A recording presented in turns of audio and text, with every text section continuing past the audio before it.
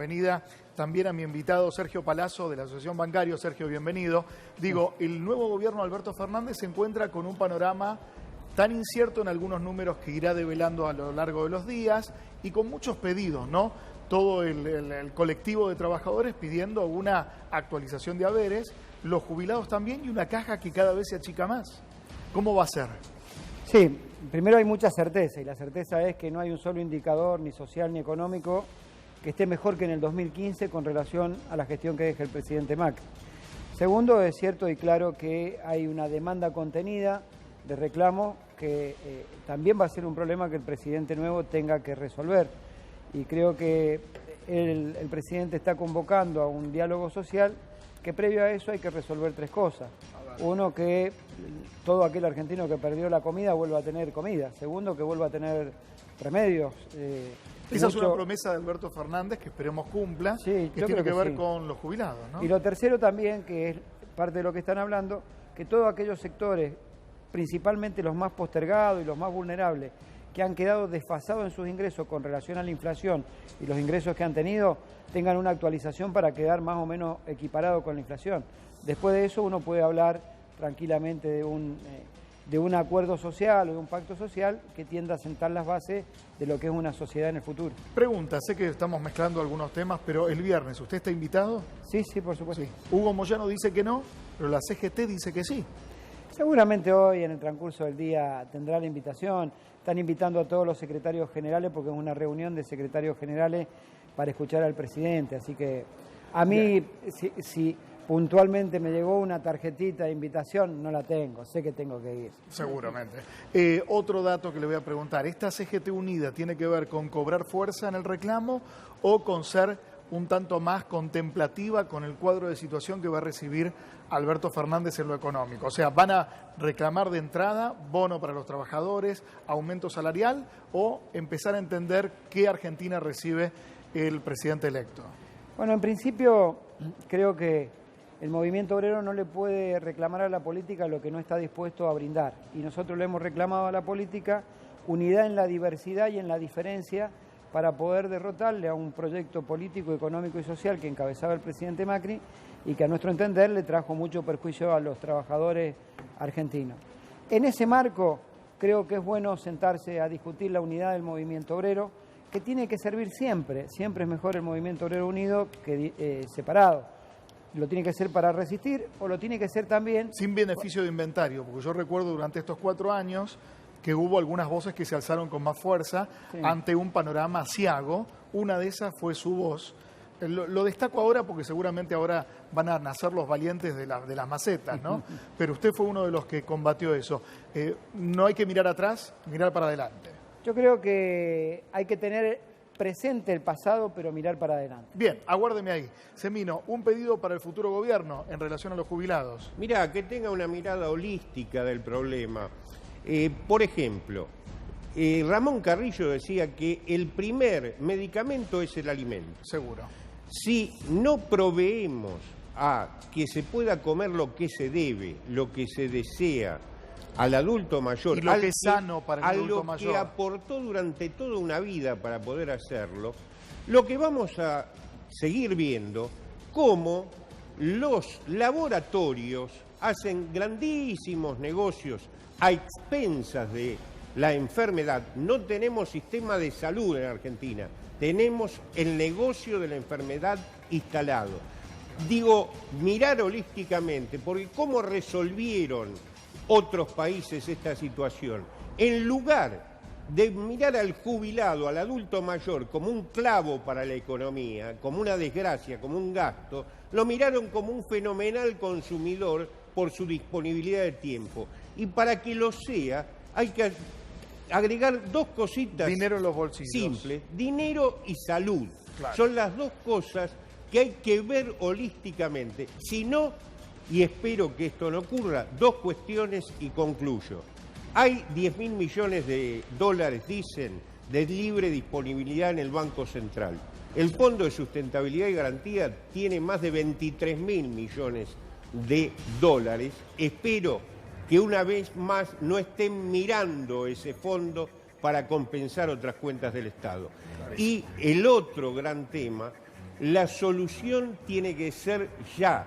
Tiene que haber un camino que lleve a cubrir por lo menos la canasta elemental del jubilado, y hay que iniciarlo hoy. No alcanza 500 pesos de un bono, 100 pesos, la devolución de los 300 pesos de IVA.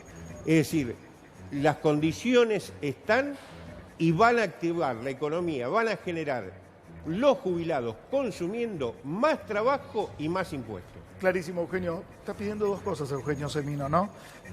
Se me ocurre puntualizarlo, porque tal vez en la extensión del argumento uno lo puede llegar a perder. Salud y alimentación. Esas dos cosas componen una palabra que algunos perdieron hace mucho tiempo en la vida real. Dignidad, nada más y nada menos. Más información. En Tarde o Temprano. Empeoran las expectativas del mercado, más inflación y menos crecimiento. Coco. Así es, se conocieron ayer el informe de relevamiento de expectativas de mercado del Banco Central, y lo que dijeron, Luis, es que en los próximos 12 meses va a haber más inflación, y este año y el próximo continuará la recesión. Recién veremos recuperación en 2021, recuperación de la economía, así que no la tiene para nada fácil Alberto Fernández. Recibe, a pesar de ese documento que anda dando vuelta, Luis, que dice que sí, la herencia es buena y demás, recibe una papa caliente. ¿Te puedo hacer una país pregunta, en recesión, Coco? Y con inflación. Te voy a hacer una pregunta brutalista. Marcos Peña envió a varios periodistas un comunicado con 8 puntos que lo que dice puntualmente es que dejó todo listo como para construir. Ahora, hay dos opciones de esto.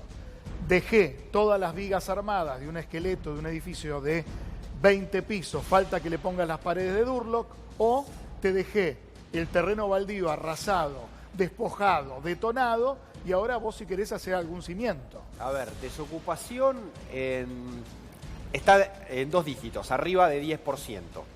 La pobreza en el conurbano está casi en 40%, es decir, arriba de 30 y pico por ciento. El 52% de los niños son pobres, va a cerrar el año cerca del 56% de los niños de 0 a 14 años en situación de pobreza. La desocupación juvenil, mujeres, 29% en el conurbano, un promedio de 23%, más del doble de la general. Hombres jóvenes también, arriba de 20% la desocupación. Coeficiente de Gini ampliándose, subiendo, es decir, mayor desigualdad. Donde mires, hay dolor social. Si este gobierno culpó al anterior de consumir capital de trabajo, de consumirse el capital que le habían dejado, el stock de capital, podemos hablar al fin del mandato de Mauricio Macri que el capital humano, el capital social que se construyó de 2003 hacia adelante fue totalmente destruido. Donde mires hay dolor. Sin embargo, hace algunos meses, y vuelvo con Sergio Palazzo, en una entrevista que le hizo el colega Luis Novarecio a Marcos Peña dijo: el fracaso no somos nosotros, no hay fracaso económico, el fracaso es la Argentina. Bueno, el aparato comunicacional del gobierno tiene la particularidad que se distingue de los neoliberales de los 90 que le echaban la culpa al Estado, ahora acompañando que la culpa también los tienen los ciudadanos. Entonces pasa a ser que los últimos 70 años son el mal de los argentinos, por eso nos va tan mal. Claro. Entonces, casi como una actitud psicópata y perversa, a quienes son las víctimas que le va mal tienen que sentirse responsables que le va mal. Entonces esto es parte de la estrategia comunicacional del gobierno. Es curioso de Marcos Peña, y digo con todo respeto por la función pública que embiste hoy por hoy, que lleva adelante, tiene más de 27 parientes en áreas estratégicas del Estado y con sueldos gerenciales, cuando han hablado de nepotismo durante mucho tiempo, más o menos 10 meses, y sin embargo caen en la misma tentación, ¿no? Bueno, son una máquina de contradecirse y particularmente de hacer todo lo contrario a lo que prometen o dicen, ¿no? Era un país donde venían a levantar el cepo, yo estoy de acuerdo con que haya controles cambiarios, pero venían a levantar el cepo y terminamos con el cepo más grande que pueda haber, porque prácticamente es testimonial comprar $100. Era un país donde la inflación era lo más fácil de resolver y se están yendo con una inflación del 55-56%. Otra promesa que lo compromete, digo lateralmente, porque usted no es banquero, usted es representante de los bancarios que la han tenido bien difícil en distintas etapas de nuestro país, que son los créditos UBA. Sí. Digo, ¿cuál es la realidad de eso? Hoy por hoy, ¿se puede sostener ese sistema o ese sistema va a implosionar en algún momento? Ese sistema merece una revisión urgente, porque los salarios no han ido acompasados con la inflación, entonces hay una diferencia entre lo que pagan de cuota y lo que realmente ha sido el ingreso de los trabajadores, que hoy no les permite a muchos no pagar la cuota. Segundo, hay un proceso de precarización laboral y un proceso de expulsión de mano de obra que lleva 2 dígitos el desempleo, quiere decir que esos ya directamente no pueden pagar la cuota. Y agregado a ese sistema de actualización, creo que hay que corregir de aquí para adelante y ver qué se hace con este cúmulo de deuda que le ha quedado a los Sumado trabajadores. la caída del valor de las propiedades, que además es un imposible hoy por hoy vender una propiedad, pero si uno quisiera, el valor decreció entre un 7 y un 10% para poder venderlo, ¿no? Sí, pero además el que tomó, porque en los bancos, particularmente los bancos oficiales nacionales, que son los que propiciaron esta política, lo primero que le dicen al ciudadano que sacó un préstamo es, pero tu casa vale $1 millón, ahora vale 3. No es pero así. Pero más allá de eso, si fuera así, uno no compra una casa porque está en el negocio inmobiliario, la compra para vivir y la paga con una cuota de un sueldo. Entonces no es una relación. Sí. Y lo otro que pasó con esto es la quita de patrimonio que hicieron de la banca pública para dar estos préstamos, que es muy grave. El 49% de los préstamos lo dio el Banco Nación y estás prestando a 30 años o más cuando la imposición de tiempo en el que vos tenés los depósitos es 59 días. Vos pagás una tasa pasiva a 59 días y venís a cobrar tu tasa activa en el lapso de 30 años. Eso le quitó un patrimonio grande para operar al Banco Nación en el sistema financiero y poder asistir a otros sectores de la producción. Clarísimo, Agustín. Palazzo, le quería preguntar respecto a la reforma laboral, no a la reforma, sino a las modificaciones de distintos convenios. Hay secretarios generales, colegas suyos, que dijeron, bueno, mi sector sí tiene que tener una apertura en la discusión de convenio y modificar algunas cuestiones. ¿Cree que esa va a ser la línea general de la CGT o de todos los gremios o de la mayoría de los gremios de cara a lo que viene? Mira, por ahí hay que derrumbar un mito y es que los convenios son todos del año 75, anacrónicos, vetustos, no tienen actualización y por eso se impulsa una reforma laboral. Los acuerdos, nosotros desde el 2003 tenemos paritaria ininterrumpida todos los años. Cada acuerdo que se hace por año no es solamente un acuerdo salarial, se discute en condiciones de trabajo y eso pasa a ser parte integrante del convenio colectivo de trabajo. Por ejemplo, en mi actividad, el convenio sí es del año 75, pero tiene incluido, por ejemplo, el convenio sobre los call centers que trabajan en el sistema financiero. Y esto fue una actualización del convenio. Tenemos programas de violencia de género firmados y esto actualizó nuestro convenio. Claro, pero Palazzo, se entiende que cuando los que piden la reforma laboral, los que piden la reforma de convenio, no van por las actualizaciones de las nuevas tecnologías, sino van por, no sé, en vez de días corridos de vacaciones, días hábiles. Bueno, ahí está el punto. Si la discusión, yo creo que hay que dar una discusión respecto a la modernidad del trabajo hoy, porque hoy se trabaja de un modo distinto. El avance tecnológico tiene un impacto en la mayoría de las actividades, principalmente en la mía. Ahora, si la discusión es quitar derechos, es otro timbre el que tienen que tocar, no el de la puerta de la bancaria. Bueno, pero si la discusión es seria para discutir el avance tecnológico, estamos dispuestos a discutirlo. Pero cuando se abre el convenio, usted se sienta con su patronal. Sí. Abre el convenio, se discute todo. Sí, claro.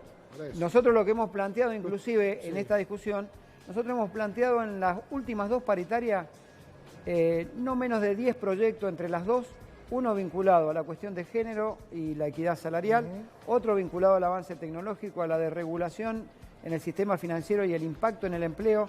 El sector empresario nunca quiso discutir esto porque siguiendo una línea del gobierno, lo único que quería discutir era una pauta salarial. Si el gobierno decía el 15, había que firmar el 15 y no discutieron otra cosa. Pero estoy de acuerdo en discutirlo. Yo doy un ejemplo de mi actividad. Sí. Un trabajador bancario administraba en el 2001, 2002, un promedio de 135 cuentas de depósito por trabajador bancario. Claro. Hoy administra más de 600. Quiere decir que la productividad creció más de un 500%. ¿Cómo no voy a querer discutir? Yo quiero discutir cómo se distribuye el excedente de productividad producto del avance tecnológico. Si voy a préstamo, administraba 115 cuentas de préstamo un trabajador bancario, hoy administra casi 390, más de un 300%. Y se ha logrado, digamos, una redistribución de la productividad dentro de, entidades bancarias que aunque me lo discutan algunos economistas, hasta el año pasado les pedían que no publicaran, digamos, su rendimiento de utilidades porque han ganado muchísimo los últimos 2 años por lo menos, ¿no? ¿Se ha logrado, digamos, una reparación, una equiparación de la actividad de estos empleados? Bueno, 2 cosas. En el sistema financiero pasa lo mismo que en la sociedad. Es asimétrico el crecimiento y la rentabilidad. Los grandes bancos, y particularmente la banca internacional, Sí. ha obtenido ganancias siderales producto de la colocación de títulos, producto de el cambio de posiciones en dólares cada vez que hubo devaluación. La banca pública perdió en este tiempo, porque su ratio de rentabilidad debe estar promedio 18%, cuando el ratio promedio está en 42 más o menos. Okay. Y hay un segmento de la banca que si lo actualizás por inflación, termina empatado con la inflación. Es como todo, hay asimetría. Hay los que ganan, es un buen Los dato. grandes. Están los que ganan y también los que empatan. Los que empatan. Ahora bien, nosotros hemos logrado preservar nuestra paritaria en niveles acordes con la inflación. Sí. Para muchos han sido paritarias muy buenas o las han catalogado. Yo la verdad que no estoy satisfecho, porque una paritaria es discutir otras cosas. Claro. No es solo discutir un ajuste por inflación. Bonos, por ejemplo. Es discutir el nivel de actividad, la rentabilidad de la actividad, el impacto tributario sobre el salario. Es discutir condiciones de trabajo que son salarios diferidos, por ejemplo. Cuando yo hablo de la distribución, ¿cómo se hace la distribución de ese excedente de productividad? Quiero discutir cuántas se ganaron ellos y nosotros nos mantuvimos Claro, iguales. pero la bancaria respecto a otros gremios, se me ocurren los estatales, por ejemplo, han tenido unas buenas paritarias que, Sí. más allá de esto, que usted no está satisfecho porque no pudo discutir todo, absolutamente todo, el trabajador bancario preservó su nivel de Eso es cierto. adquisitivo. Sí, sí. Sergio, una última. Hace pocos días estuvo Hugo Moyano aquí y lo que dijo es que una parte del sindicalismo fue perseguida durante el gobierno de Macri. ¿Coincide con Moyano? Absolutamente. Este era un gobierno que venía a cerrar la grieta y creo que profundizó las diferencias entre los argentinos y particularmente tuvo una actitud persecutoria con dirigentes políticos, sindicales, sociales e inclusive con distintos medios que no respondían a los designios de lo que quería el Poder Ejecutivo. Claro. A Hugo le pasó, a nosotros... ¿A usted le pasó? Quizá hoy lo diga, no, nunca lo dije porque no me quise victimizar. Nosotros nos metieron una multa de 1.800 millones de pesos, después la tuvieron que volver atrás. A Moyano creo que fue 800. Y cada vez que uno hizo un conflicto, tuvo consecuencias. Es otra forma de atenazar la actividad Bueno, sindical. son formas, a la bancaria vayan todas las veces que quieran. Hubo un día que terminamos un paro nacional, terminé de hablar en el acto a las 3 de la tarde y a las 4 tenía 10 inspectores de la FIP en el sindicato. Por mí que vayan todas las veces que quieran, pero... que no creemos que sea casualidad. Sergio Palazzo de Asociación Bancarios, gracias por haber venido y de paso le mandamos un gran abrazo a todos los bancarios porque mañana es su día. Sí, muchas gracias y un saludo a todos mis compañeros para el día de mañana.